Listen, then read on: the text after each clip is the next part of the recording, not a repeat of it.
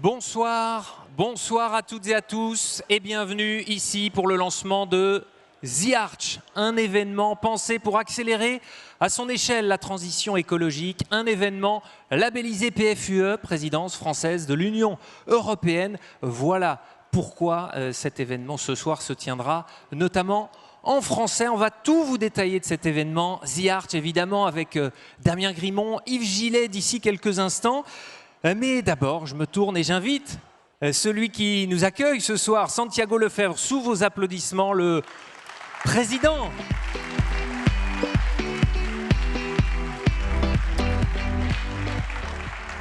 Président et fondateur de Change Now, c'est grâce à vous qu'on est ici. Santiago Lefebvre, c'est à vous. C'est à vous évidemment, quoi de plus naturel que les deux événements se rejoignent pour le lancement aujourd'hui. Je vais tenter l'autre. Voilà, parfait. Alors oui, ça fait beaucoup de sens qu'on soit là et qu'on vous accueille. On est ravis d'accueillir toute cette communauté et The Arch. Pourquoi ça fait sens? En fait, nous, on a une histoire qu'on raconte et qui est fondamentale dans ce qu'on essaye de faire dans notre vision. C'est-à-dire, il y a 150 ans, il y avait la révolution industrielle. Et pour accélérer la révolution industrielle, on avait créé à l'époque des super vitrines pour montrer de l'état de l'art de l'époque et c'était les expos universelles. Là, on est 150 ans après, on est en train de vivre une nouvelle révolution qui est environnementale et sociale. Et on veut montrer également ce qui se fait de mieux dans ce monde sur ces aspects-là. Et on veut créer quelque chose qui on va dire, qui est inspiré de ces grandes expos universelles du 19e siècle. Voilà. Donc voilà, une expo universelle des innovations pour la planète, en quelque sorte. Et lorsque j'ai rencontré les équipes de The Arch, et qui m'ont parlé de faire une sorte d'arche de Noé de la transition écologique, je dis, on parle le même langage, et donc c'est clairement une évidence qu'il faut qu'on vous accueille et qu'on soit partenaire pour voir où est-ce qu'on peut emmener justement tout ce projet. Voilà. Donc encore une fois, merci, ravi de vous accueillir, et je vous souhaite une très bonne soirée. Merci. Merci Santiago, merci à vous. On les voit, les organisateurs, le sourire en train d'acquiescer. D'un président à un autre, il n'y a qu'un pas. Je vais demander à Patrick Boissier, président de l'association The Arch, de me rejoindre sur scène, sous vos applaudissements également.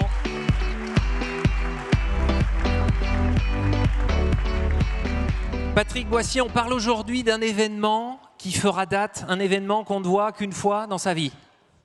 Oui, alors avant d'évoquer l'événement, je voudrais quand même remercier Santiago de son accueil, parce qu'il nous permet ainsi de bénéficier à la fois du cadre, mais surtout de l'aura de Change Now. Alors, comment rêver mieux pour le lancement de The Arch? Voilà, alors maintenant, comment est-ce qu'on en vient à The Arch? Il y a 5 ans, en juin 2017, on célébrait le centenaire de l'arrivée des troupes américaines en France en 1917. Et nous avions organisé The Bridge, un événement composite alliant des dimensions culturelles, sportives, artistiques, des dimensions d'entreprise, entrepreneuriale et bien entendu mémorielles. Et cet événement, il avait aussi une dimension maritime forte, parce que la mer, c'est un peu notre ADN. Alors, je crois qu'on peut dire sans forfanterie que ce fut un grand succès, qui a rassemblé plus d'1 million de personnes, essentiellement à Nantes et Saint-Nazaire, mais aussi à New York, et pour certains, à travers l'Atlantique. Et je crois que la grande majorité de ceux qui ont participé ont été enthousiasmés par un événement qui avait du sens et un événement qui créait de l'émotion. Et tous, le grand public, ainsi que les artistes, que les sportifs, les collectivités locales, comme les entreprises, nous ont incités à recommencer des événements de ce type. Et c'est comme ça qu'est né The Arch. C'est comme ça qu'est née l'idée de faire quelque chose. Et bien entendu, la transition écologique s'est imposée comme devant être le thème qui donnerait un sens à notre prochain projet. The Bridge était franco-américain, mais la question environnementale, ça déplace largement les frontières nationales, et donc il fallait que The Arch soit européen. Et donc nous avons imaginé un projet qui soit un accélérateur de solutions de transition écologique dans tous les domaines.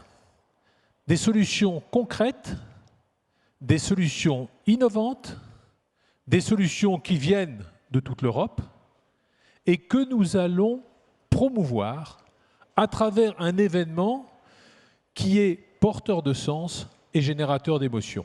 Un événement que vous allez découvrir au cours de cette soirée. The Arch, ça devait être en 2021 à l'origine. Oui, c'est vrai, ça devait être en 2020-2021, on est en 2022-2023. Je ne sais pas si vous savez, mais il y a eu la pandémie entre les deux. Bon. Et la pandémie, on a décidé autrement, on a perdu 2 ans. C'est frustrant, mais d'un autre côté, ça a été bénéfique. Bénéfique pour au moins 3 raisons. La première, c'est qu'on a eu le temps d'affiner notre projet. La deuxième, c'est que nous lançons en 2022, or c'est l'année de la présidence française de l'Union européenne. Alors nous avions déjà le parrainage de Jean-Yves Le Drian, le ministre, ou peut-être l'ex-ministre, à ce heure-ci, je ne sais pas ce qu'il faut dire, des Affaires étrangères et de l'Europe, mais ce label PFUE nous donne un autre gage de sérieux vis-à-vis de gens qui, essentiellement dans les autres pays, ne nous connaissaient pas.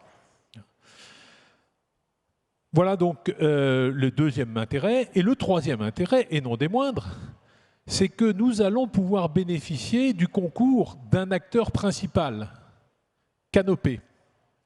C'est le navire qui est destiné à transporter les lanceurs Ariane de l'Europe vers la Guyane.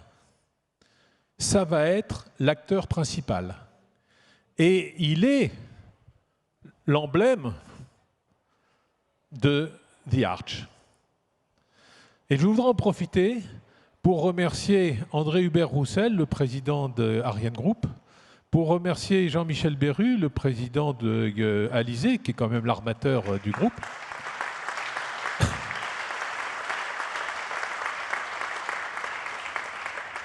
Les remercier pour avoir consenti à mettre à disposition de The Arch ce fleuron pendant le temps nécessaire. Et je voudrais les remercier de leur présence ici ce soir. Un dernier mot tout de même, parce que là on est entre nous. Ce retard-là, ça a dû coûter un petit peu d'argent quand même? Oui, c'est évident qu'on ne peut pas travailler sans un minimum d'argent. Alors, on avait pour The Bridge, on a eu un sponsor titre, un partenaire titre. Il s'agissait du groupe CIC. Et nous avons eu la chance que le CIC West nous accompagne depuis le début dans cette affaire. Et là, je voudrais vraiment remercier les directeurs généraux, puisqu'ils sont 2 à s'être succédés. Laurent Métral d'abord, et ensuite sa successeuse, je ne sais rien, comment on dit, enfin, la directrice générale, Mireille Aby, qui est maintenant là. Et je voudrais vraiment les remercier tous les 2, parce que s'ils n'avaient pas été là, nous ne serions pas là.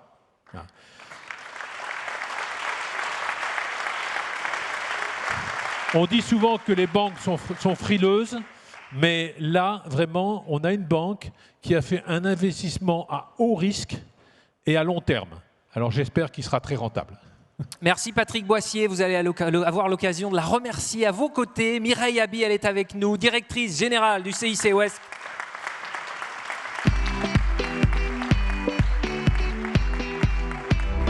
Effectivement, Mireille Aby, Patrick Boissier le disait, vous y avez cru dès le début. Effectivement, CIC West y a cru dès le début parce que, comme vous le soulignez, finalement, accompagner un projet, c'est comme accompagner un projet d'entreprise. On a un projet, on a des porteurs de projets et qui sont à la recherche d'un partenaire pour les financer. Et dans ce contexte-là, nous sommes aux côtés de The Arch depuis 2019. Effectivement, à l'époque où le projet, on peut dire, était encore à un stade embryonnaire. Et donc, nous y avons cru, effectivement.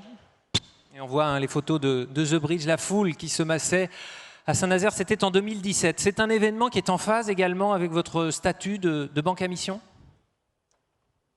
Oui, tout à fait. Yarch. Nous sommes la première. Nous faisons partie du premier groupe bancaire à avoir adopté ce statut d'entreprise à mission.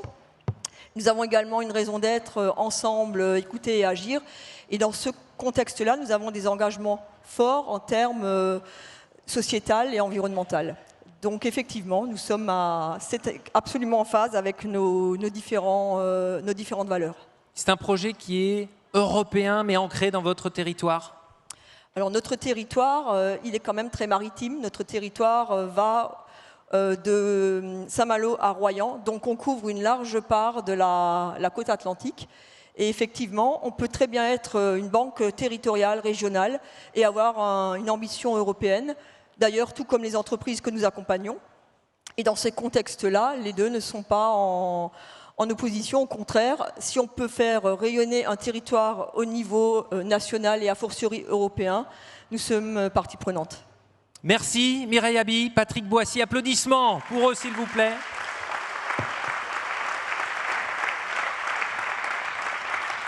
Je vous laisse regagner votre place, mais à présent, il est l'heure d'accueillir sur scène l'organisateur, l'initiateur de The Arch. J'appelle Damien Grimont à me rejoindre, s'il vous plaît.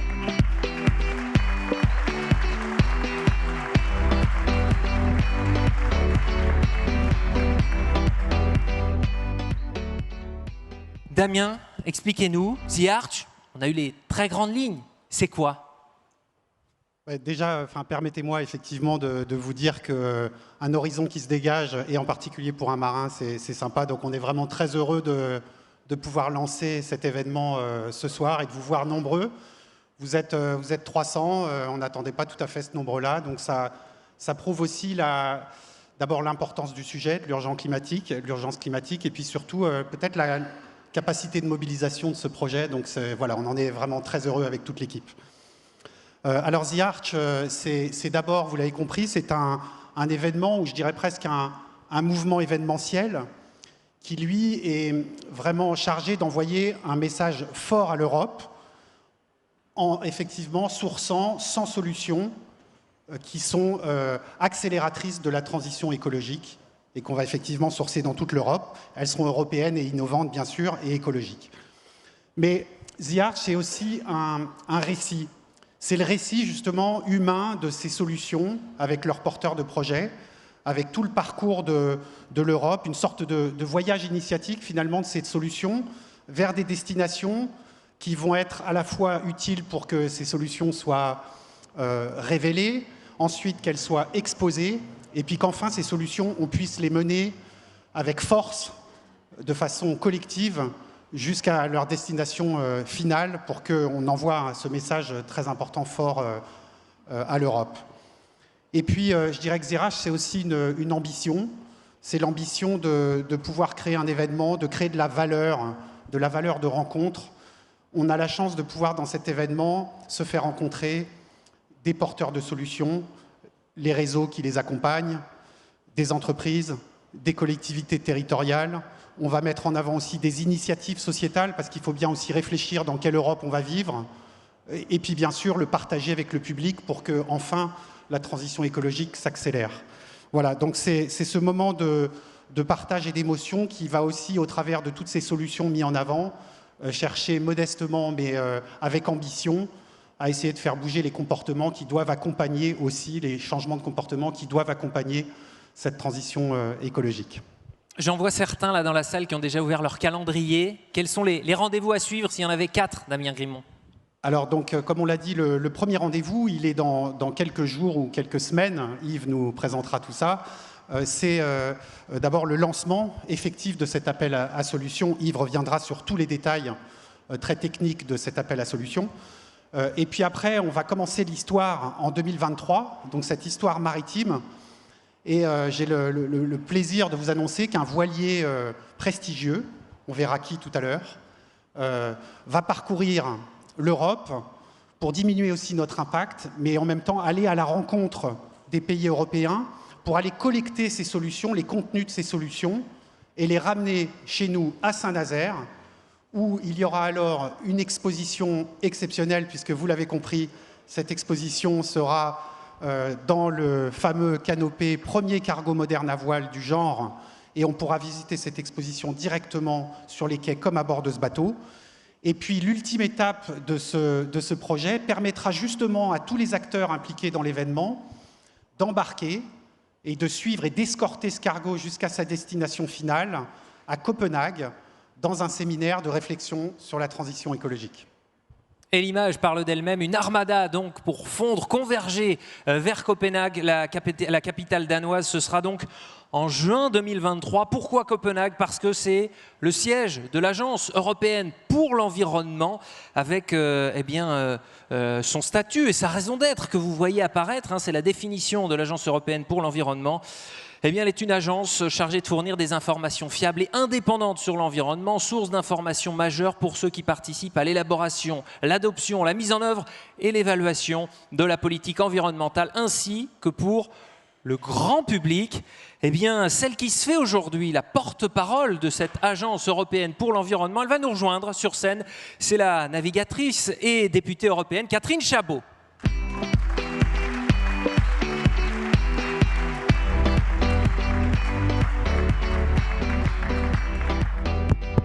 Catherine Chabot, ce que l'on sait déjà, c'est que l'Agence européenne pour l'environnement va scruter de très près The Arch. D'abord, bonsoir. Bonsoir Damien, ça fait du bien de voir que l'horizon se dégage. Et bonsoir à toutes et à tous. Je suis très fière d'ailleurs de représenter ici l'Agence européenne de l'environnement. C'est vrai que son directeur exécutif, Hans Brünig, quand je lui ai parlé de The Arch, déjà quand je lui avais parlé en arrivant il y a 3 ans comme députée européenne de la mer, déjà, ses yeux avaient brillé parce que, et j'y avais parlé des solutions aussi que le maritime peut apporter à la transition. Ses yeux avaient brillé parce que Hans Brünig est un voileux et un fanat de bateau. Et voilà, quand je lui ai parlé de The Arch, ses yeux ont aussi brillé.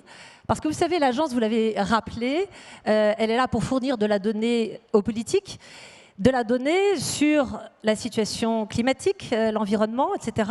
Elle collecte, coordonne aussi un réseau d'observateurs et j'en profite pour saluer le président de l'ADEME qui est ici parce que ce réseau, l'ADEME en fait partie, n'est-ce pas Arnaud Leroy?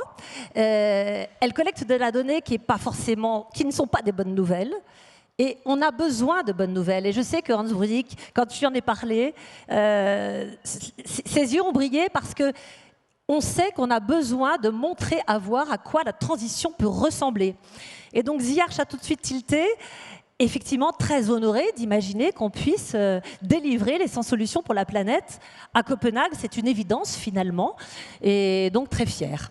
Des engagements que vous portez également au quotidien en tant que députée européenne? Oui, alors pour tout vous dire, juste pour rappeler, puisque je représente un peu l'Europe, j'en suis assez fière là ce soir, l'Union européenne s'est donné une feuille de route. C'est ce qu'on appelle le Green Deal, le pacte vert. L'objectif, c'est la neutralité climatique en 2050. Ça se décline en un paquet climat, un paquet biodiversité, économie circulaire, etc. Donc moi, je travaille dans différentes commissions et c'est véritablement, effectivement, notre quotidien. J'en profite pour dire, puisque l'ambition et la feuille de route que moi, je me suis donnée, c'est de porter le maritime, mais pas que. Canopé, j'en parle quasiment toutes les semaines, parce que j'ai été rapporteur sur des textes sur la transition écologique des navires et je crois véritablement à la promotion de la propulsion vélique complémentaire pour accélérer, là aussi. Accélération, c'est un mot que j'utilise assez régulièrement. Donc voilà, avec The Arch, alors moi j'étais déjà complètement fan de The Bridge, mais je suis beaucoup plus fan encore de The Arch parce que je crois que les marins, ça c'est une chose importante. Notre recul du large fait qu'on a une vision sur la transition et puis comme on a vécu dans la compétition, l'innovation, on sait ce qu'on sait, dans le maritime en général, l'innovation, on sait ce qu'on sait, et ce que c'est, et donc on voit assez bien, on est proche du concret, et je pense qu'on a besoin d'une initiative comme The Arch au niveau européen, parce que finalement, tous ces textes législatifs sur lesquels on travaille, finalement, à quoi ça va ressembler? Il faut lui donner du corps et de la chair. Donc voilà, moi je dis bravo. Voilà, je suis fan et je salue aussi Patrick et Francis, voilà, que je n'ai pas aperçu. parce que vous êtes tous les trois des formidables promoteurs de ce projet et je serai avec vous, j'espère, jusqu'à Copenhague. À l'image des marins qui embarquent la société avec eux. Merci Catherine Chabot. À l'été 2023, donc à l'été 2023, cap sur Copenhague, vous l'avez compris, mais d'ici là, il faudra faire des choix, sélectionner ces solutions. J'invite côté organisation Yves Gillet à me rejoindre, là encore, sous vos applaudissements.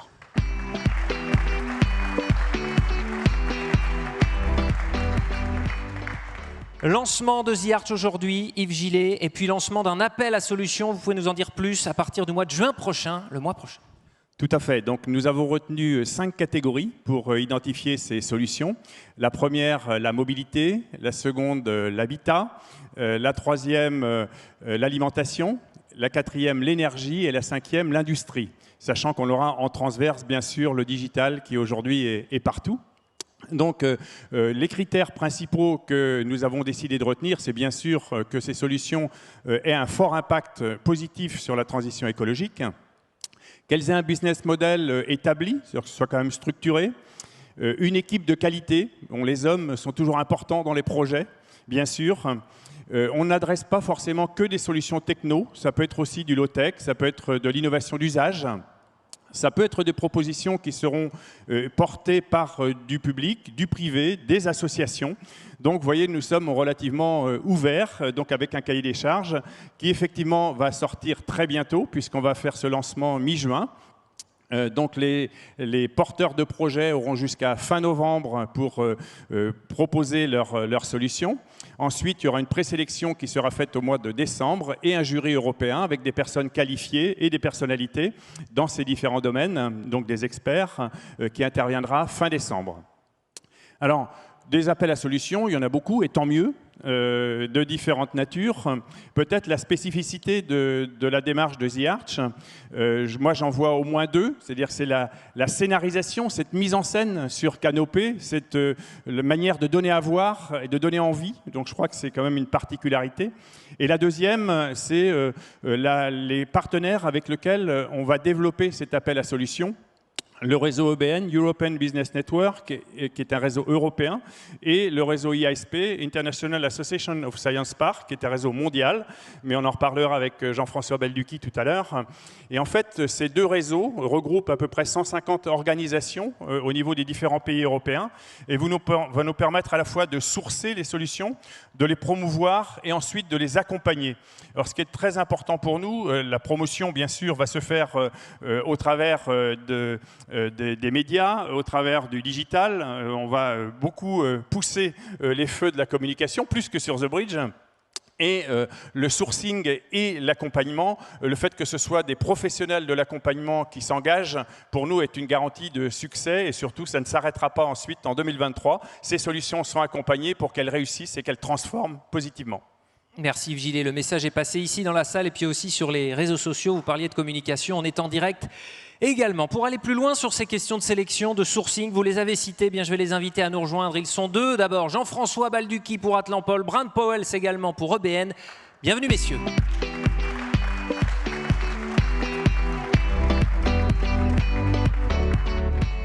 Ces solutions pour la planète, elles ne seront pas franco-françaises. Jean-François Balducchi, vous êtes délégué général d'Atlampol, hub d'innovation territoriale pluridisciplinaire. Ce projet, il est résolument européen. Oui, Damien, bien sûr, il est européen parce que la première fois qu'on en a parlé parce qu'Atlampol était présent sur The Bridge. Et puis, on connaît bien Canopé parce qu'on connaît bien Zéphyr et Boré.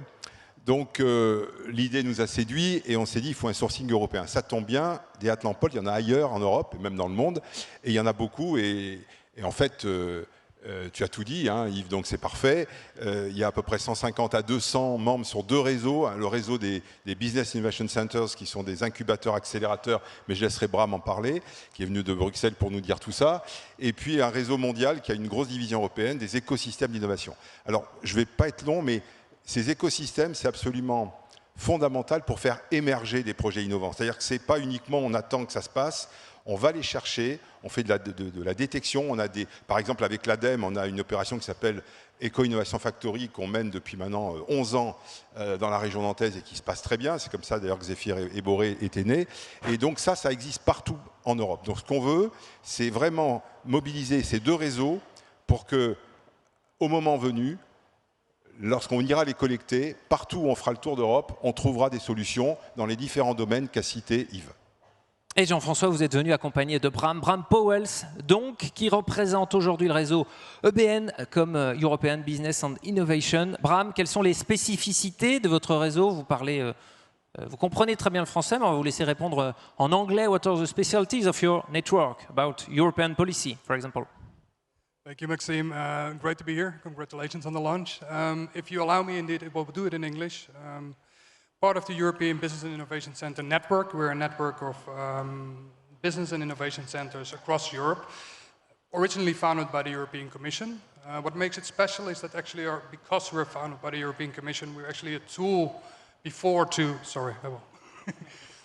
we are a tool to drive local solutions for global challenges. Our members still stick to that mission, and so our members are indeed accelerators, incubators, tech parks, and science parks, etc. And for initiatives such as the ARC, but also for the EU missions initiative by the European Commission, part of the Horizon Europe program, a program of around 95 billion, our members are perfectly positioned to implement these kind of actions. Donc un outil à but non lucratif fondé par l'Union européenne, nous dites-vous, qui regroupe des incubateurs, des accélérateurs, des centres scientifiques pour un programme de recherche d'innovation qui court entre 2021 et 2027. Les spécialités, les spécificités dans le domaine environnemental, Bram, quelles sont-elles pour votre réseau? Environmental field. I believe our members can speak for ourselves. Jean-François with Atlant Paul, a member of one of us.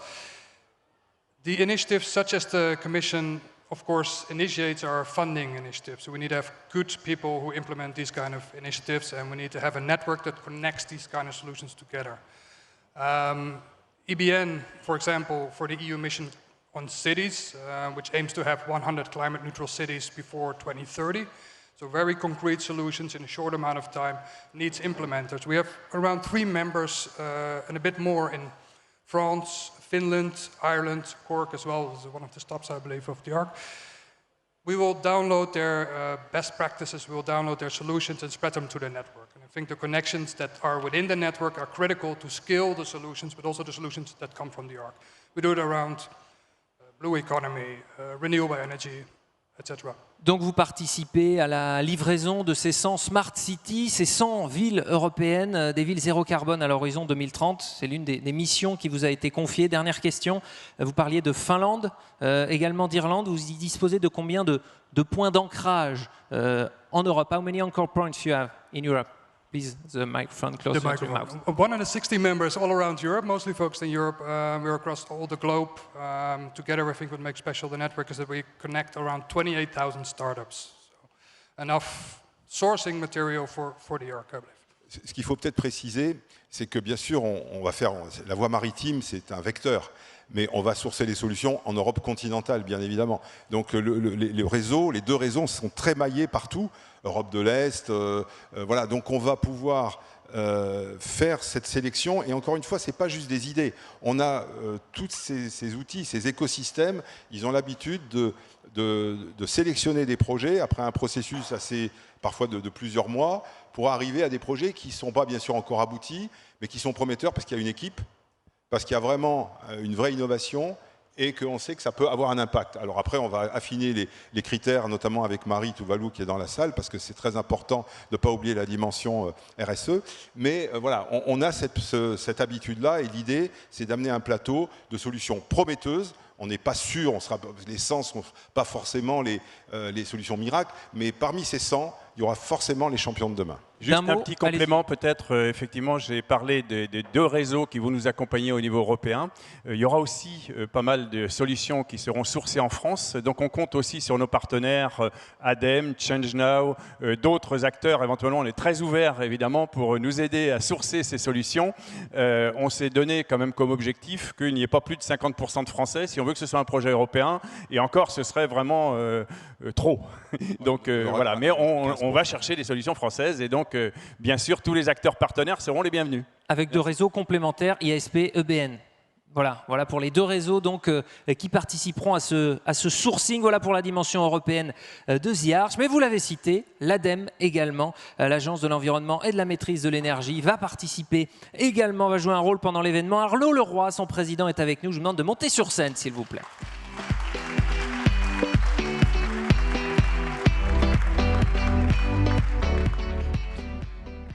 Arnaud Leroy, vous parliez en préparant cet événement de coup de main que vous allez donner. Ça va prendre quelle forme pour The Arch ? Bonsoir à toutes et tous. Le coup de main, c'est déjà essayer de spotter les solutions. Parce que vous savez qu'on a quand même quelques sollicitations de tous les jours de personnes qui ont des idées, qu'on essaie de faire maturer, qu'on accompagne à travers les différents réseaux. Donc ça, c'est un peu notre quotidien à l'ADEME, y compris à l'échelle européenne, ça a été mentionné par Catherine Chabot. Donc ouais, ça va être ça le coup de main, parce que je pense qu'il y a quand même un enjeu important de trouver aussi des solutions qu'on peut répliquer. Ça n'a pas été dit, donc l'enjeu c'est qu'on puisse industrialiser tout ce que vous allez découvrir, parce que le défi qu'on a devant nous est quand même pas simple.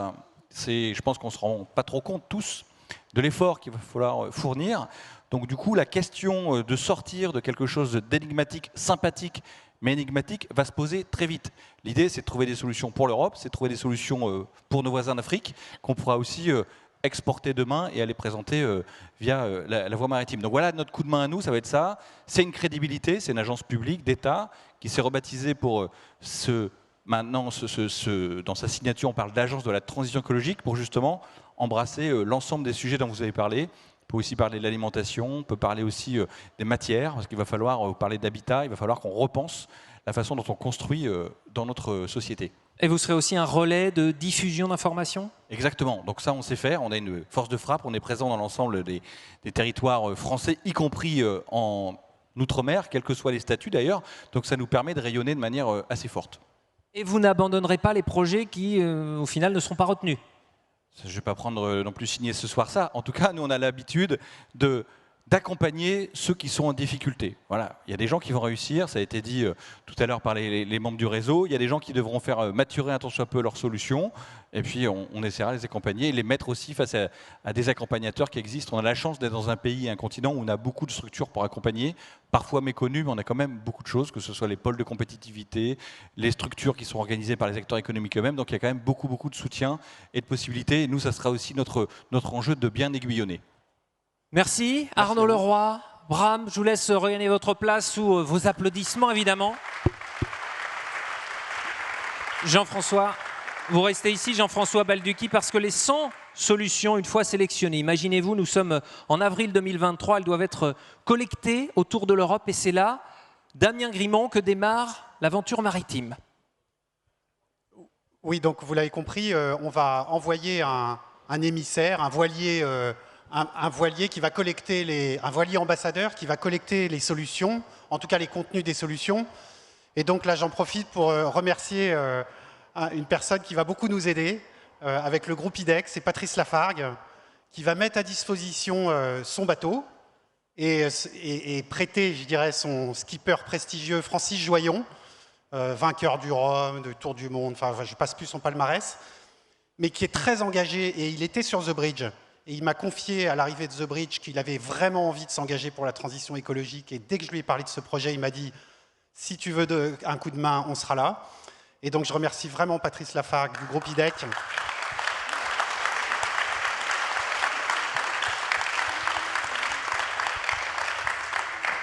Parce que ce bateau, il va nous permettre aussi de réduire notre impact. C'est vrai qu'on avait imaginé plein de scénarios dans l'événement. Et on a vraiment essayé d'avoir une certaine sobriété. Donc un bateau qui fait le tour de l'Europe comme ça, ça ne consomme pas de carbone. Et il va aller à la rencontre finalement des villes européennes aussi, qui vont aussi avoir à s'exprimer. Et puis surtout, Jean-François, ils vont aller rencontrer les réseaux européens dans chaque ville. Quel va être leur rôle, justement, d'un mot, Jean-François Balducchi, le rôle des réseaux dans ce Tour d'Europe? Bon, alors déjà, ne gardez pas cette carte en mémoire parce qu'elle va un peu bouger. On va s'arrêter sans doute à Cork et à Malaga. Bon, mais ça, on verra. Alors, le but, encore une fois, c'est de sourcer des solutions qui viennent de partout. Donc, les étapes auront pour but de ramasser symboliquement des solutions qui seront dans la grande région de l'Europe où ça arrive. Par exemple, à Athènes, on peut imaginer qu'il n'y aura pas que des solutions grecques. Et dans le nord aussi, à Gdansk ou à Stockholm, on aura aussi les pays baltes, etc. Donc le but, c'est qu'à chaque étape, il y ait une sorte de mini-événement, une sorte de workshop où on fait un peu un warm-up de ce qui se passera ensuite à Nantes-Saint-Nazaire. Je ne vais pas déflorer le sujet, mais en tout cas, cette sélection permettra d'avoir, on pense, les meilleurs projets possibles, parce qu'encore une fois, né d'un processus de sélection itératif, sélectif. C'est-à-dire qu'on n'a pas donné de chiffres, hein, pour pas vous, il est tard, mais pour avoir 100 solutions, on va en présélectionner 150, et ces 150, pour les présélectionner, on va sans doute travailler peut-être sur, enfin c'est notre ambition, 5 à 600 manifestations d'intérêt. C'est ça le but, c'est que le maillage du réseau devrait faire remonter 5 à 600. On sait que c'est possible parce que nous, on a notre expérience locale et on sait que pour, par exemple, sélectionner 6 projets annuellement à l'Éco-Innovation Factory avec l'ADEME, on a 30 ou 40 projets en amont. Donc c'est possible et donc c'est ça qui est garant, de la qualité et de l'ambition des projets. Merci Jean-François Balducchi pour ce résumé, d'avoir tenu le timing également. Je regarde la montre à 20h30. À 20h30 également, on doit libérer les lieux. C'est instruction de la préfecture de police. Voilà, vous savez tout. On est en toute transparence. En tout cas, ce Tour de l'Europe, la remise des solutions à Francis Joyon, eh bien, ce sera aussi l'occasion pour des entreprises partenaires de mobiliser leurs équipes. Je parle sous votre contrôle, hein, Yves Gillet, Damien Grimont. Et il y a déjà des partenaires engagés concrètement dans le projet. On peut citer par exemple IDEA, Sigma ou Baker Tilly Strego. Dorénavant, Baker Tilly, Ludovic Griveau. Je vais vous inviter à me rejoindre sur scène, s'il vous plaît.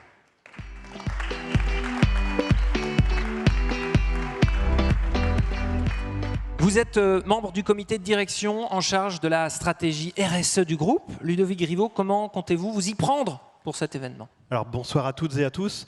Comment est-ce qu'on compte s'y prendre? Alors Baker Tilly, effectivement, nous sommes engagés depuis un certain nombre d'années sur une démarche Lucie, hein, donc sur notre démarche RSE.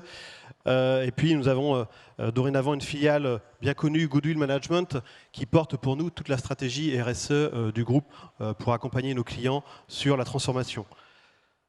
Ça nous est plutôt apparu évident de poursuivre l'aventure The Arch. Nous étions déjà embarqués sur The Bridge. J'ai vu les yeux de mes associés pétiller, ils ont vécu l'émotion dont vous nous avez parlé tout à l'heure. Et finalement, dans le prolongement de notre engagement RSE, hein, on s'est dit pourquoi pas, nous, notre métier d'expert comptable, c'est aussi de faire bouger les lignes. Et en faisant bouger les lignes, on doit faire accélérer la transition des entreprises sur leur démarche RSE, sur l'empreinte écologique. Eh bien, on s'est dit, tiens, ça c'est l'événement qu'il nous faut pour embarquer The Arch, embarquer l'Europe avec nous, mais aussi embarquer en interne nos équipes sur la bonne compréhension des enjeux, des sujets.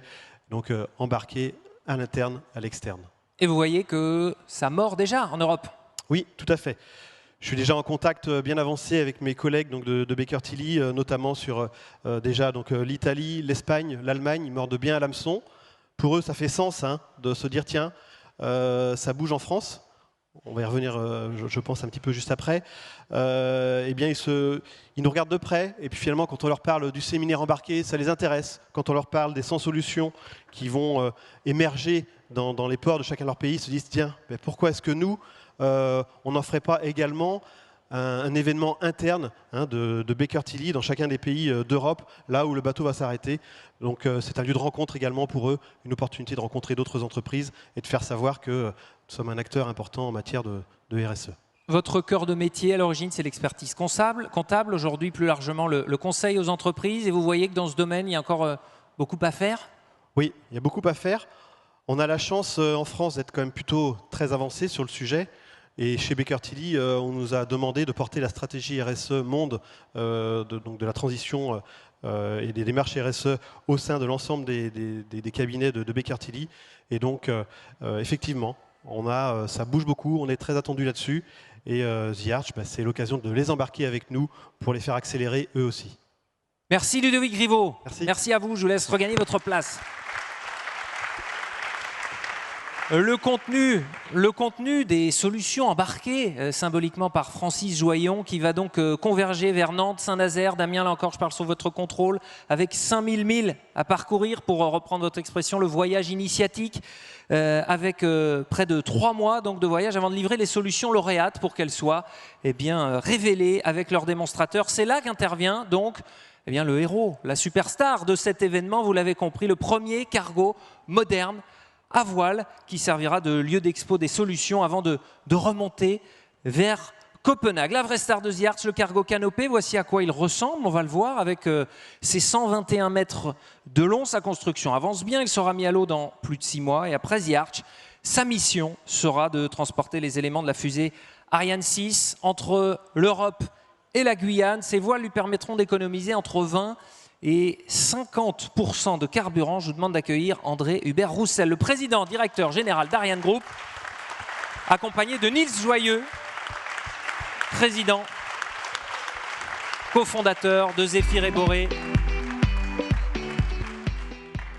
André Hubert Roussel, expliquez-nous pourquoi avoir mis à disposition votre cargo canopé à disposition de The Arch. Bonsoir à tous d'abord, et puis effectivement c'est une grande fierté quand Patrick Boissier m'a contacté. Il m'a demandé est-ce que vous pourriez mettre à disposition ce bateau qui va transporter Ariane à l'occasion de ce fantastique événement européen. Évidemment on n'a pas hésité une seconde, on a mis un peu de temps à trouver la solution, mais on y est arrivé. Et les points communs évidemment, ils sont nombreux avec Ariane Group. Alors ils commencent effectivement par ce bateau, mais Ariane Group, Ariane, c'est d'abord le voyage. Alors le voyage bien sûr vers l'espace, mais c'est aussi le voyage à travers l'Europe et vers Kourou quand on amène les différents éléments de la fusée Ariane. On part de Brême où on intègre l'étage supérieur de la fusée.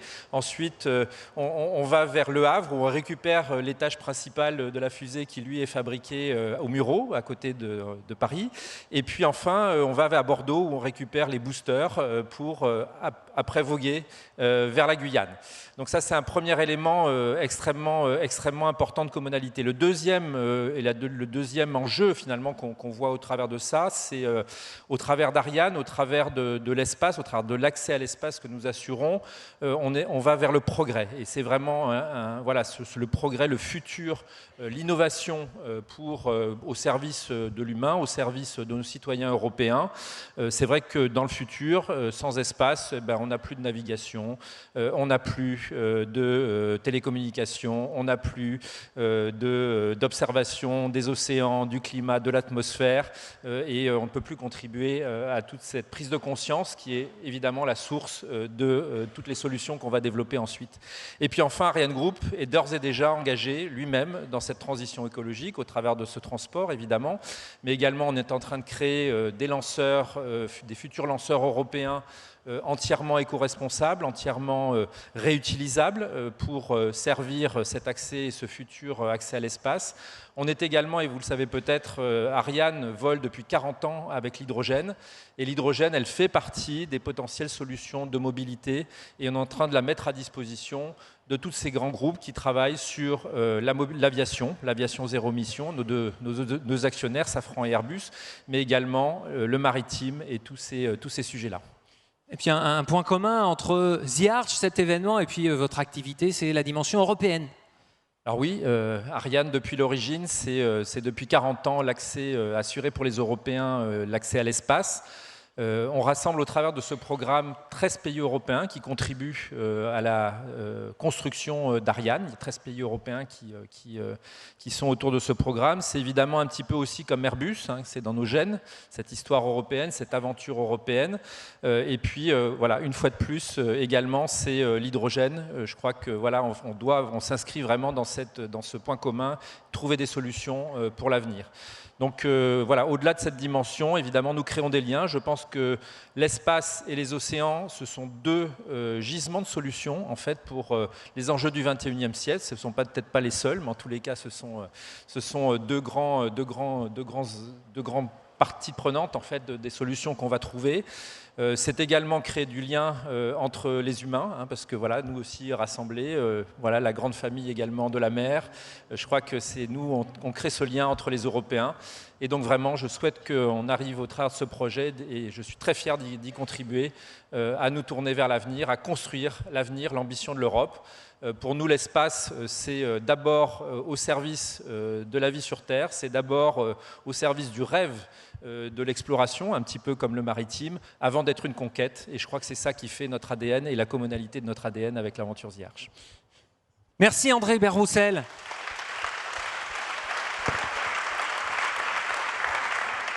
Et si ce premier cargo moderne à voile est une réalité aujourd'hui, c'est en partie grâce à la compagnie maritime Zéphyr et Borée. Niels Joyeux, vous en êtes le président, cofondateur. Vous étiez sur The Bridge en 2017, qui a été un accélérateur pour vous.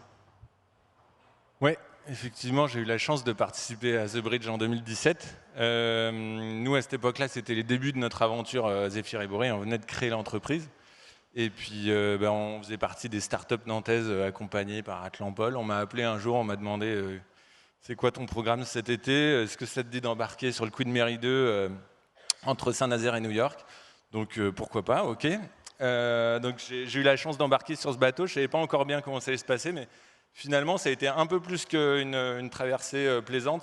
J'ai rencontré 2 de mes associés d'aujourd'hui, plusieurs partenaires techniques et industriels avec lesquels on travaille aujourd'hui. Et donc, je pense que c'est tout le sens que peut avoir The Arch avec les 100 solutions que vous allez inviter, c'est d'arriver à faire ce bon mix à bord, puisque nous, ce qui nous a aidé au-delà du petit coup de communication et de spot sur Zéphyr et Borée, c'est plus l'opportunité de passer une semaine avec des partenaires potentiels et d'en ressortir avec vraiment des vrais partenariats, quoi. Ça veut dire que, et vous en êtes l'incarnation, ça marche quand tout le monde à tous les niveaux s'engage?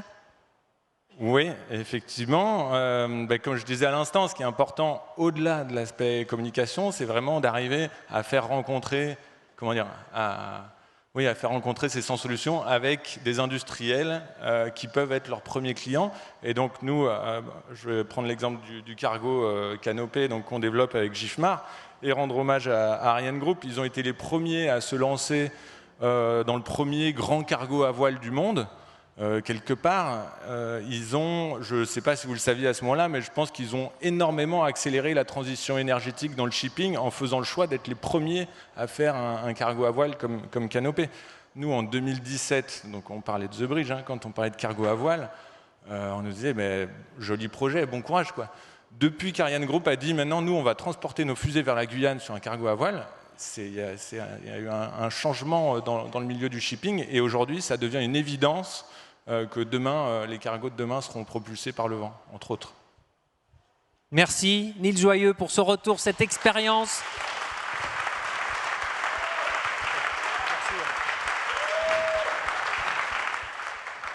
Applaudissements nourris pour Niels Joyeux et André Hubert-Roussel. Alors, combien de Zéphyr et Borée en juin 2023 ? Eh bien, on souhaite le même parcours que vous aux 100 solutions qui seront sélectionnées l'année prochaine. Finalement, Damien, quand on parle de toutes ces solutions, ce projet-là, cette aventure de The Arch, c'est l'Arche de Noé ? On peut dire ça comme ça ? Oui, en entendant André Hubert-Roussel, je me faisais la réflexion à l'instant de dire que j'espère que la dernière arrache, ce ne sera pas une fusée. Donc, mais bon, c'est juste pour vous dire qu'effectivement, c'est vraiment l'aventure de Niels, c'est celle qui a inspiré le projet suivant. C'est aussi sympa de penser ça, c'est que l'arche, c'était avant tout l'idée du prolongement du pont, au départ, donc, de The Bridge. Mais c'était aussi, comme on l'a eu en échange avec Pierre Musso, un philosophe qui était sur The Bridge, qui est là, Pierre. Je ne sais pas où tu es, Pierre. Ah voilà, Pierre Musso, je vous présente, qui nous a fait mesurer que l'arche était aussi l'arche de l'alliance, c'est-à-dire en fait le fait qu'il fallait aussi réécrire un monde qui fonctionne mieux. Donc c'est aussi ce symbole-là. Et puis c'est évidemment avec le cargo, je crois vraiment l'arche de Noé qui embarque et qui peut vraiment, du coup, avec lui, embarquer non seulement le monde maritime, mais l'ensemble des acteurs de la transition écologique et dans tous les secteurs grâce à l'appel à solutions. On a du mal à se représenter justement ce cargo à voile qui entre à Saint-Nazaire et Nantes, savoir à quoi ça va ressembler pour la première fois. Il va ouvrir ses cales au public, c'est ça, ça va ressembler à quoi? Oui, c'est vrai, vous l'avez compris, la recette de The Bridge et maintenant de The Arch, c'est aussi de créer de l'émotion. Alors c'est vrai que ce cargo, quand il va arriver à Nantes, il passe à 3 mètres sous le pont, donc à chaque fois, on s'arrache les derniers cheveux qui nous restent pour savoir si ça va passer. J'avais le capitaine du port de Saint-Nazaire qui me disait il rentre pas dans la forme Joubert. Enfin voilà, bon, bref, finalement tout va bien, ça passe encore à 1 mètre près, comme le Queen Mary 2 était passé. Et puis du coup, on va pouvoir avoir ce cargo au centre de cet espace incroyable de Saint-Nazaire, pour ceux qui le connaissent. Il va rentrer dans le port événementiel de Saint-Nazaire et on va pouvoir déployer sa porte arrière et vivre une expérience qui sera une expérience scénographique, artistique, pédagogique au sein du bateau et qui mettra en valeur évidemment les 100 solutions pour la planète.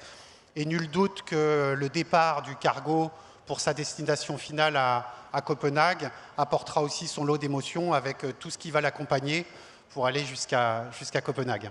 Mais avant Copenhague, donc, on reste dans cet estuaire Saint-Nazaire et Nantes, cette exposition qui va se faire avec le concours des collectivités. Alors pourquoi Nantes Métropole souhaite accueillir The Arch et cette exposition? Eh bien, voici la réponse d'André Sobzak, le vice-président en charge des questions européennes.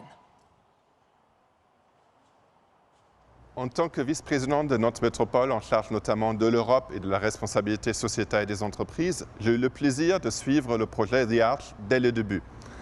Avec les autres élus de Nantes Métropole, nous avons rapidement décidé de devenir partenaire de ce beau projet, puisqu'il est en cohérence avec différentes priorités que nous nous sommes fixées ici sur notre métropole. Tout d'abord, c'est un projet européen et Nantes est une ville, une métropole européenne. Nous avons été capitale verte de l'Europe, nous avons été capitale européenne de l'innovation. Nous sommes partis des 100 villes sélectionnées par la Commission européenne pour devenir des villes climatiquement neutres. Il était donc tout à fait cohérent qu'on soutienne le projet The Arch qui vise justement à rayonner sur toute l'Europe pour une transition écologique. Deuxièmement, nous avons ici sur notre territoire une stratégie de développement économique et de l'emploi responsable. Et nous voulons amener toutes les entreprises à intégrer ces thématiques au cœur de leur business model. Le projet The Arch va faire un focus sur la manière dont les entreprises peuvent être encore plus engagées sur les questions de climat et développer des stratégies innovantes dans ce domaine-là. Et troisièmement, le projet The Arch est un projet partenarial mené conjointement par des acteurs privés et publics ici sur notre territoire et c'est le jeu à la nantaise qu'on sait si bien développer ici. Alors j'espère que nous allons avoir beaucoup de réponses à l'appel à projet des 100 solutions que beaucoup d'acteurs du territoire de la métropole nantaise vont répondre, vont partager nos idées. Et je vous donne rendez-vous en mai 2023 ici pour célébrer le début de The Arch. Nantes et Saint-Nazaire, on parle bien applaudissements, je vois. On parle bien de l'estuaire de la Loire. Je propose d'écouter, il ne pouvait pas être parmi nous ce soir, le maire de Saint-Nazaire, David Samzin, justement, qui lui a encore en tête 2017 avec The Bridge. The Bridge a été un moment exceptionnel, un moment de rassemblement, un moment de rendez-vous avec notre savoir-faire. The Bridge, le Queen Mary, l'aéronautique avec la 380 et bien évidemment le rendez-vous avec notre histoire puisqu'il s'agissait d'un centenaire. Je crois qu'avec The Arch, nous avons rendez-vous avec notre avenir. Ici, on construit la transition énergétique. Nous aurons la fierté de livrer dans quelques semaines, dans quelques mois, le premier paquebot au GNL, et puis il y a d'autres projets dans les cartons. Ici, on construit la transition énergétique pour de vrai. C'est Algosolis avec les recherches sur les microalgues, et puis c'est des réflexions sur l'ensemble de la transition énergétique, les énergies marines renouvelables, et en même temps les nouveaux modes de production. C'est un défi, et ici, on est une terre d'innovation. Applaudissements également. Yves Gillet, ce qui compte pour vous, c'est d'embarquer tout un territoire. Oui, tout à fait. Donc, à la fois un territoire et l'ensemble des territoires qui sont concernés. Donc, on va embarquer les entreprises, on l'a vu, les collectivités, on l'a vu aussi, les associations, les acteurs engagés qui sont moins présents aujourd'hui et le grand public. Mais c'est effectivement l'ensemble des composantes d'un territoire qu'on veut embarquer.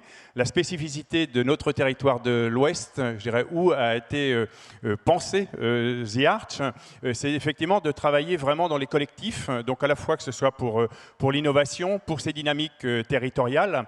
Et c'est cela qu'on veut aussi porter à la rencontre des autres villes et des autres territoires européens et essayer d'avoir le même type d'effet d'entraînement collectif Et bon, on fait des choses sérieuses, mais en se prenant pas toujours au sérieux. Donc on aime bien aussi les côtés festifs, mettre du festif, de la culture, de la chanson. Damien le disait, de l'émotion.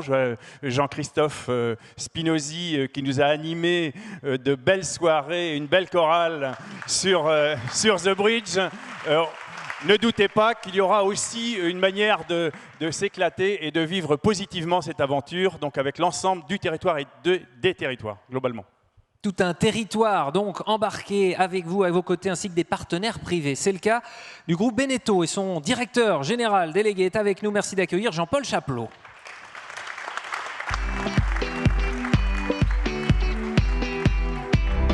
Expliquez-nous, Jean-Paul Chaplot, en quoi cet événement est un démonstrateur pour vous, en tout cas un accélérateur d'une démarche déjà entreprise? Tout d'abord, bonsoir à toutes et à tous. Effectivement, The Arch est un clair accélérateur pour nous. La mer, la navigation sont dans les gènes du groupe, mais nous avons beaucoup de travail et de responsabilités sur la transition écologique, beaucoup de projets en cours. Et quand j'ai rencontré ces deux messieurs, ils m'ont convaincu qu'il fallait les accompagner pour un beau projet, puisque nous allons éco-concevoir, produire et faire naviguer des voiliers Mini 650, qui sont les voiliers de la Mini Transat. Et ces bateaux vont être conçus, développés en partenariat et en collaboration avec Merconcept, ce qui est pour nous un gage important pour aller chercher des nouvelles inspirations. Nous allons les construire avec nos responsables ingénieurs qui va nous permettre, avec cette construction, de réfléchir comment intégrer dans l'industrie des nouvelles techniques, des nouveaux matériaux, par exemple des fibres végétales, pourquoi pas, des résines recyclables. Et ensuite, bien sûr, surtout avec The Arch, les faire naviguer, qui est le plus important, puisqu'en naviguant, nous allons pouvoir les tester, les faire vivre et prouver qu'on peut faire changer notre industrie profondément. Et Merconcept, la société de François Gabard, allez-y, applaudissements si vous le souhaitez. Ce sont aussi des sujets que vous portez, ces sujets-là, en tant que président de la FIN? J'ai été récemment élu président de la FIN. Et effectivement, la Fédération des industries nautiques regroupe l'ensemble des métiers autour de la plaisance. Et pour l'ensemble des métiers, on a des enjeux importants autour de cette transition écologique. Ça commence d'abord dans les matériaux, dans les chantiers de construction, mais aussi beaucoup pour nous dans l'usage des bateaux et le respect du milieu marin. Donc on a des grands enjeux sur ce point-là. Ce sera dans les deux prochaines années une des priorités de la fédération, et l'ensemble des métiers de la FIN sont de plus en plus impliqués et ont très envie de faire évoluer cette transition écologique, car on va sur l'eau pour se faire plaisir, mais pour se faire plaisir, il faut qu'il y ait encore un milieu marin accueillant et respecté qui puisse nous accueillir. Merci Jean-Paul Chaplot, je vous laisse regagner votre place. Le cap, Damien Grimont, est fixé pour The Arch, mais ça ne veut pas dire pour autant que vous êtes en pilote automatique et vous évoluez en permanence avec les partenaires. Oui, et donc on ne peut pas le révéler aujourd'hui, mais on a également un partenaire titre qui va nous rejoindre. C'est plutôt un consortium de deux partenaires et qui s'investit dans l'énergie, donc c'est quand même un thème important, et qui surtout va nous apporter un réseau de 150 startups autour de l'Europe. Voilà, on le révélera bientôt, mais aujourd'hui, on peut vous annoncer que l'aventure commence solidement avec le groupe Beneteau qui nous rejoint comme partenaire officiel aujourd'hui, les entreprises qu'on a citées tout à l'heure qui vont participer activement au séminaire que Yves va nous décrire. Voilà, c'est encourageant et je pense qu'on est en train et au début d'un mouvement qui peut faire date. Donc merci à eux de s'engager dès maintenant.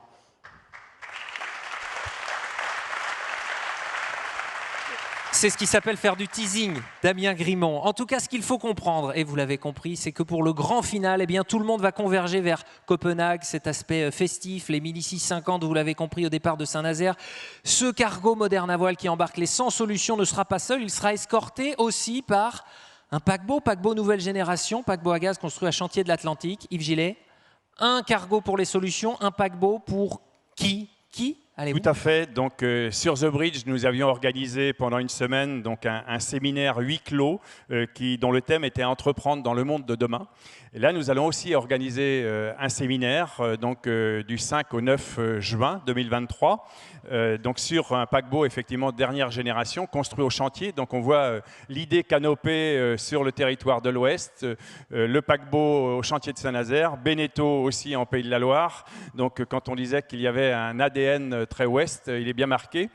Et donc ce séminaire, en fait, l'idée c'est d'embarquer 2500 à 3000 personnes. Et d'abord, bien sûr, les porteurs de solutions, les 100 porteurs de solutions, leurs 100 accompagnants également, et de créer un écosystème avec les financeurs potentiels de ces solutions, les industriels. L'idée étant de créer, comme l'a dit Niels tout à l'heure, le maximum de contacts et d'échanges pour créer les opportunités qui ensuite permettront d'accélérer le développement de ces solutions. On aura bien sûr aussi les entreprises, des associations, des jeunes, des étudiants. Et l'idée, c'est de bénéficier de l'expertise. On a toujours des experts. Donc là, on aura des experts sur les 5 thématiques couvertes par l'appel à solutions. Donc c'est toujours intéressant d'avoir ces informations descendantes de dernière actualité. Mais il est très important aussi d'avoir des échanges entre pairs, notamment au niveau des entreprises. On apprend beaucoup des retours d'expérience de ces pairs, qu'ils soient dans le même type d'activité, où ça peut être très inspirant quand on regarde aussi ce qui se passe dans les autres secteurs d'activité. Donc on va générer des plénières, des ateliers, c'est toujours très actif et très riche. Donc on vous propose de nous rejoindre. On a vu qu'on avait déjà beaucoup de partenaires. Il nous reste quelques centaines, j'ose pas dire milliers de cabines, mais centaines de cabines à vendre, bien sûr. Donc à vos carnets de commandes ou à votre réservation, on est preneur. N'hésitez pas. Donc cette démarche, pour nous, est très importante parce que bien sûr, on arrivera à Copenhague, c'est une très belle ville sur laquelle on pourra aussi découvrir les innovations, notamment dans les champs de la mobilité, de l'habitat. Certes, Nantes a été capitale européenne, donc c'est une très belle ville où on peut découvrir plein de choses, mais Copenhague, c'est le cas aussi. Et puis, il y a toujours le côté, ce que j'indiquais, ludique derrière et de découverte, y compris touristique, à la fin du séjour. Mais on se veut quand même d'un séminaire très utile. Parmi celles et ceux qui embarquent, vous avez parlé d'associations, bien justement, My Human Kit serait un exemple de projet qui pourrait embarquer avec vous. Voici Pauline Théophane et Nicolas Huchet qui vont nous rejoindre sur scène, s'il vous plaît.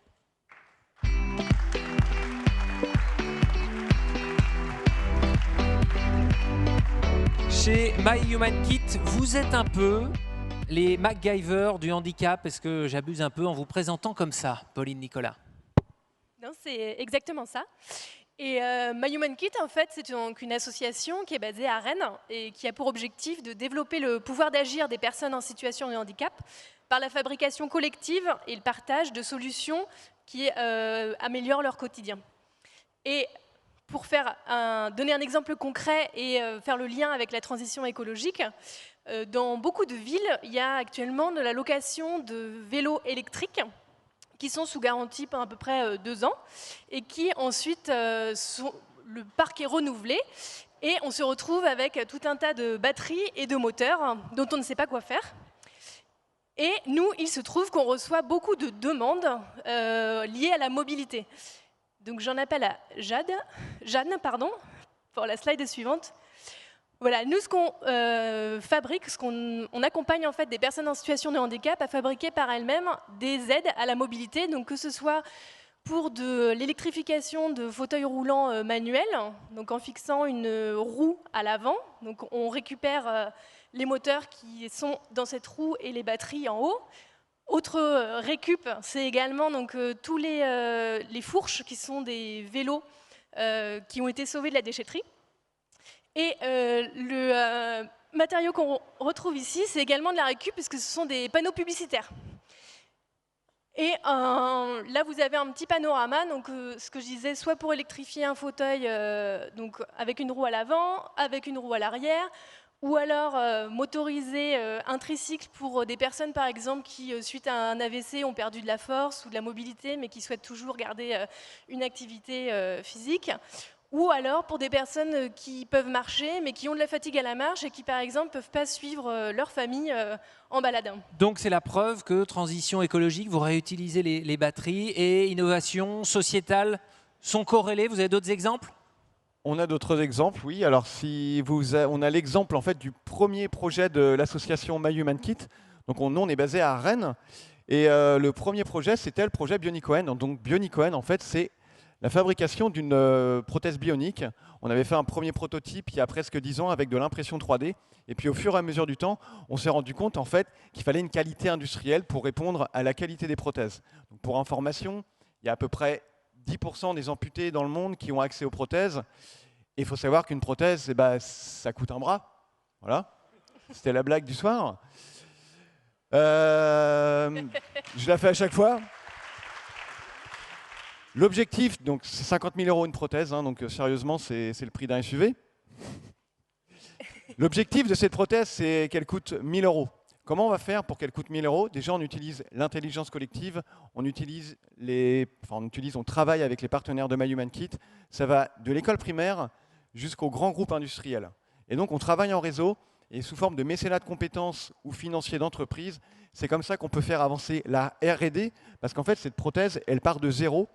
Et donc, le lien, c'est que pour des chefs d'entreprise qui travaillent dans l'industrie, vous savez qu'il y a beaucoup de déchets. Et cette prothèse sera la première prothèse fabriquée avec des rebuts industriels, parce qu'elle a besoin d'aluminium. Petit passage au passage des besoins de matériaux. N'hésitez pas, c'est le lieu en tout cas. Un projet, c'est ce que l'on comprend, un projet comme le vôtre, et un projet comme The Arch vous ferait grandement grandir. C'est ça qu'on comprend. S'il y a un message à passer, allez-y, faites-le. Pour donc ça. Oui, le message, donc, vous voyez, on vous a cité 2 exemples de projets. Il y en a aujourd'hui 150. L'association, elle a une dizaine d'années. Les aides techniques que vous avez vues à la mobilité, ça coûte 3 000 €. Voilà. Et nous, ces aides techniques, en fait, elles coûtent 0 €. Ce qu'elles coûtent, en fait, à la personne, c'est du temps. Du temps pour s'impliquer, du temps pour apprendre, du temps pour explorer son handicap. Et nous, donc, à My Human Kit, on est une association d'intérêt général. Merci Pauline. On est une association d'intérêt général et on ne crée pas de richesse financière, on crée de la richesse humaine. On crée ce qu'on appelle de l'empowerment, on pourrait même dire de l'handicapowerment, en fait, en donnant la possibilité à des personnes en situation de handicap d'apprendre, de développer des compétences, de développer de la confiance en soi, et donc pour développer l'estime de soi, on en a grand besoin dans ce monde. Et donc, voilà, on a des partenaires, des mécènes, des fondations qui nous soutiennent, et on en profite pour passer le message qu'on est ouvert à la discussion après, si vous le souhaitez, nous soutenir. Merci. Le message est passé.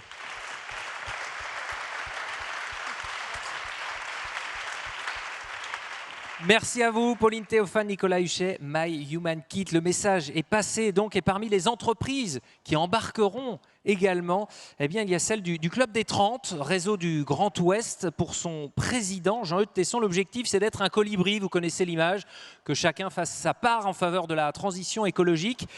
Eh bien, la prise de conscience pour lui et les membres du Club des 30, c'est un jour de séminaire à l'automne dernier, quand eh bien, ils ont demandé à des plus jeunes de venir s'exprimer sur leur vision pour l'avenir. Eh bien, le même jour, un certain Damien Grimont eh bien, est venu leur présenter The Arch. Damien Grimont nous offre sur un plateau la possibilité de s'engager sous une forme qui sera laissée à l'appréciation de chacun de nos membres. Mais en tout cas, le Club des 30 est très heureux de pouvoir... Alors, ce n'est pas seulement cautionner, c'est encourager The Arch et montrer que ces entreprises qui sont très représentatives de l'ouest de la France, elles peuvent adhérer à un projet comme celui-ci et en tout cas considérer que c'est un moyen pour elles de s'engager dans cette cause à laquelle les jeunes nous ont invités dans laquelle les jeunes nous ont invités à agir. Applaudissements pour Jean-Eudes Tesson, le Club des 30 qui nous regarde également à distance. L'objectif affiché, en tous les cas, c'est de diminuer l'impact carbone de cet événement, d'où notamment ce paquebot nouvelle génération, vous l'avez dit, qui va être utilisé pour rallier Copenhague. J'invite Marie Gabory à nous rejoindre.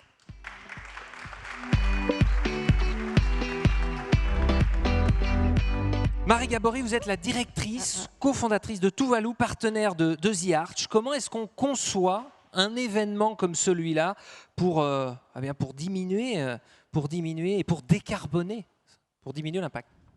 Ce qui est intéressant avec cet événement, c'est qu'il va certes influencer beaucoup de monde et prendre conscience, mais il va s'appliquer à soi-même ce qu'il prône, sinon ce serait complètement incohérent. Et donc, tout simplement, dans un premier temps, ils ont fait une évaluation carbone de ce programme. Et il n'a pas eu lieu. D'habitude, on fait d'abord un événement, on attend qu'il se termine, on compte un peu et on se dit, bon, voilà, ça a pesé X tonnes de CO2, parce que c'est comme ça qu'on le mesure. Alors que là, dès le début, c'est un événement à mission qui veut être exemplaire et qui mesure, et la petite slide après pour illustrer, qui mesure dès le début le programme. Alors on est parti d'un scénario 1 où on faisait, ça a beaucoup bougé, hein, il y a eu plein d'hypothèses, mais néanmoins, si on faisait rien, si on faisait business as usual, on serait à X tonnes de CO2. Je ne vous donne pas de chiffres aujourd'hui parce qu'on est vraiment en plein process, mais ça donne cette référence. Et ensuite, à chaque hypothèse, alors c'est pour ça qu'on va prendre un cargo à voile qui va moins consommer, un paquebot à gaz qui va aussi moins consommer, on va réduire des vitesses, on va prendre le trimaran qui n'a pas d'impact, on va vous demander de manger peut-être un peu moins de viande, c'est chaque petit pas compte. Donc ça, c'est tout ce qu'on peut faire directement et on n'a pas fini, il y a plein d'actions qu'on va pouvoir trouver encore. Vous faire surtout pas prendre l'avion, on va essayer de rentrer en train de Copenhague, ça c'est un vrai levier. Et puis après, 500 000 spectateurs qui vont voir un événement sur la transition écologique, qui prennent leur voiture pour faire 40 km tout seuls, ça a un impact démesuré. Donc le fort levier aussi d'influence, parce que c'est ça, on compte, mais on compte ce qu'on peut économiser. Vous voyez, le pas, il est important, parce que ça, c'est ce qu'on peut faire, et on va grignoter encore, mais vraiment dire à chaque personne qui vient, faites-le, venez en vélo, venez en train, covoiturez, etc. Donc il y a tout ce programme qui va mesurer en amont, et puis après, ça continuera, et on pense bien que toutes les personnes sur le bateau, on va les faire apprendre comment on compte. Ils savent très bien compter des euros en général, et ça, on le fait déjà, mais ils vont apprendre à compter du carbone. Donc deux leviers, réduire l'impact et influencer, avec quand même un peu de teasing comme Damien tout à l'heure. Ces chiffres-là, on les aura quand ? Je ne sais pas encore, mais très bientôt. Et on suivra l'actualité. Justement, on fera une première présentation. On montrera tout, chaque chiffre, chaque tonne de CO2 et comment vous pouvez aussi réduire et contribuer à réduire cet impact carbone. Merci Marie Gabory. Tuvalu, applaudissements. On a tous hâte, donc. Cet événement touche à sa fin, l'événement de ce soir. En tout cas, je regarde ma montre, on déborde un petit peu. On a tous hâte d'être à l'été 2023. Damien Grimont a pris plein les yeux ce soir. Là, ça y est, c'est officiellement lancé. The Arch, en votre compagnie. Si on regarde le calendrier, quand même, un petit rappel. Ça va nous donner quoi? Oui, alors pour bien revoir les dates, donc, le lancement donc, de l'appel à solutions mi-juin. Fin septembre aussi, on va essayer de faire un rendez-vous en région parce que voilà, c'est notre ADN aussi autour du groupe CIC West. Et puis on va essayer de mobiliser notre territoire pour essayer aussi de le tourner vers l'Europe. Ensuite, décembre, on va essayer de faire aussi un rendez-vous européen parce que là, on veut, je dirais, aller à Bruxelles pour montrer ce qu'on fait. Donc c'est l'ambition, en tout cas, qu'on se fixe. Et puis l'aventure maritime, donc vous l'avez compris, elle démarrera en avril avec Francis Joyon dans son tour de l'Europe. Alors l'avantage d'un voilier qui va à 20 nœuds, c'est qu'il va vite de port en port. Et donc en un mois et demi, il aura bouclé ses 5600 000 pour aller de Stockholm en fait, jusqu'à Athènes et revenir à Nantes-Saint-Nazaire avec le coffre des solutions pour la planète. Et puis l'arrivée du 23-24 mai, ce sera l'arrivée du cargo à Nantes s'il passe sous le pont, à marée basse ou à marée haute. Et puis du 31 mai au 4 juin, il y aura cette exposition un peu extraordinaire à Saint-Nazaire, dont voilà, on ne vous donne pas encore tous les développements, mais je pense que ce sera assez riche, surtout quand on voit l'écho que Saint-Nazaire en général donne aussi à nos projets. Et puis un territoire industriel aussi qui est quand même très engagé, donc qui va s'impliquer. Et puis le grand final, donc avec le séminaire où on va essayer d'embarquer non seulement des entreprises, des projets d'initiative sociétale comme ceux-là qui nous émeuvent à chaque fois et qu'on a envie de soutenir. et puis aussi des initiatives jeunes que Yves prépare avec l'appel à solutions. Voilà, c'est tout ce monde-là qu'on va emmener. Pourquoi? Pour arriver en Europe à Copenhague, à l'Agence européenne de l'innovation, avec un message fort et aussi mobilisateur de tout l'écosystème qu'on aura créé autour de The Arch. Voilà pour la suite du calendrier. Rappel nécessaire quand j'ai vu le nombre de téléphones, de smartphones se dresser pour le prendre en photo. On voulait terminer avec un témoignage du premier ambassadeur de The Arch, de cet événement. Il en a été question il y a quelques secondes. C'est un navigateur, lui aussi, François Gabard, chef d'entreprise à mission, sa société, Merconcept. Eh bien, il a accepté d'être le premier ambassadeur de The Arch, un événement qui résonne également chez lui. La mission, elle est très claire, vous l'avez vu, c'est accélérer la transition écologique. Et j'ai eu la chance, il y a quelques années, de vivre The Bridge avec cette même équipe d'organisation, de voir toute l'énergie qu'on pouvait générer pour un événement et de vivre une émotion assez extraordinaire, une émotion que j'ai pu vivre moi sur l'eau, mais en fait qui a été partagée avec beaucoup de personnes. Et je suis convaincu que face à ce grand défi qui est face à nous, pour arriver à être plus efficace, le côté événementiel, c'est-à-dire se rassembler, malheureusement ce qu'on n'a pas pu beaucoup faire ces dernières années, mais se rassembler, vivre ensemble une émotion dans la volonté d'agir, c'est quelque chose qui peut être très efficace et il faut absolument le faire. C'est pour ça que je soutiens ce projet et auquel j'y crois beaucoup. Je pense qu'il y a... De toute façon, toutes les bonnes initiatives sont bonnes à prendre et celle-là, c'est une grande initiative qui peut aller très loin.